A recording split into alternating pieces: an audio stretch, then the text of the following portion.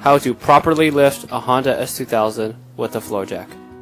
Why you should not use an emergency jack in the place of a floor jack. Emergency jacks only have one purpose: to change the spare tire on the side of the road. Emergency jacks cannot lift both front wheels off the ground at the same time. It can only lift one wheel at a time. Emergency jacks also have a height limitation. Emergency jacks are not as stable as floor jacks, especially at the peak of its height. Emergency jacks also take significantly more time to lift compared to floor jacks. Do not use an emergency jack in the place of a floor jack. Tools required. Low profile floor jack. I recommend the 2-ton low profile long reach steel heavy duty floor jack with rapid pump made by Pittsburgh Automotive. You can find this floor jack on Harbor Freight's website. 4 jack stands. It's important to make sure they have the correct weight rating. Curb weight is around 2,840 pounds. Wheel chocks.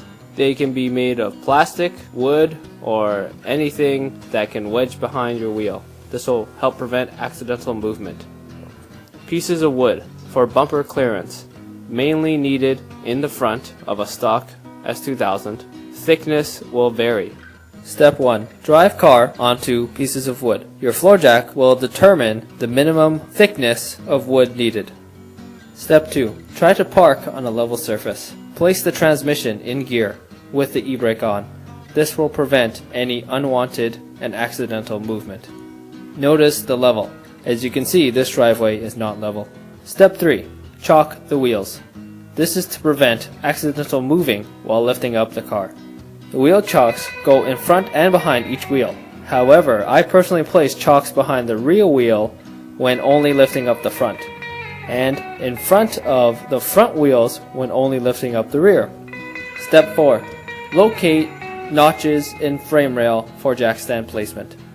Note the extra piece of material on the frame rail that overlaps.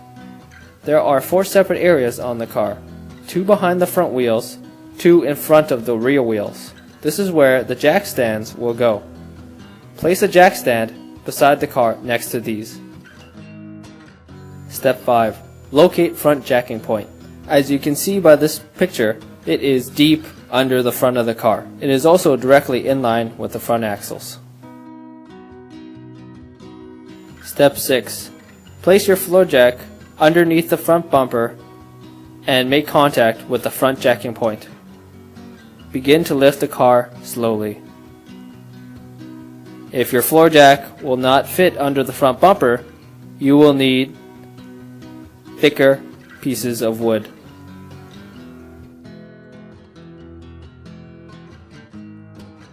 Step 7.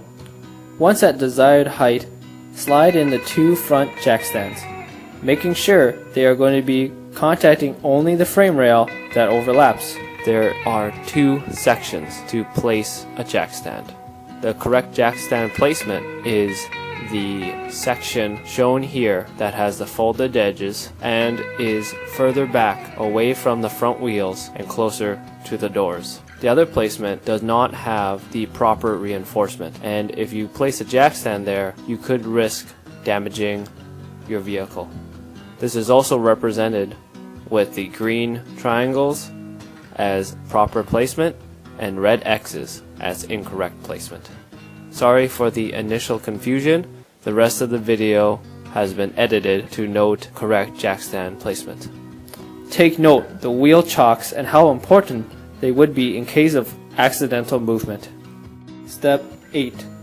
Slowly lower car onto jack stands, making sure the jack stands are equal in height and are making full contact. You can also give the car a shake to make sure the front jack stands are properly supporting the weight of the car, and you will be safe to go underneath. Step 9. Locate rear jacking point on the differential housing.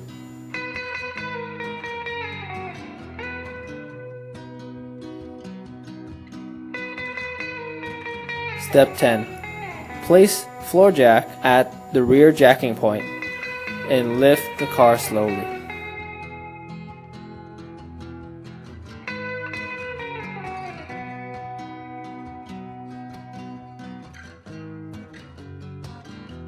Step 11. Once at desired height, slide in the 2 rear jack stands, making sure they are going to be contacting only the notch in the frame rail that overlaps. Step 12. Slowly lower car onto jack stands. Give the car a shake to make sure the jack stands are properly supporting the weight of the car and that you will be safe to go underneath. Steps to lower the vehicle. Start by lifting the rear end at the differential housing. Remove the jack stands at the rear of the car. Slowly lower the car. Chock the rear wheels. Lift the front of the car at the front jacking point. Remove the front jack stands. Slowly lower the car. Remove the wheel chocks at the rear wheel. Pro tips. If you intend to place the whole car onto jack stands, you must first raise the front. This is because when raising the rear, it will move the front bumper into a downward angle and greatly decrease the amount of space to slide a floor jack underneath. Before getting in your car and taking off, make sure you don't forget anything underneath and that there are no wheel chocks. Instead of jacking directly on the differential housing and risk gouges in the pumpkin, as you can see here, I use a hockey puck to act as a cushion and keep my pumpkin nice and gouge free.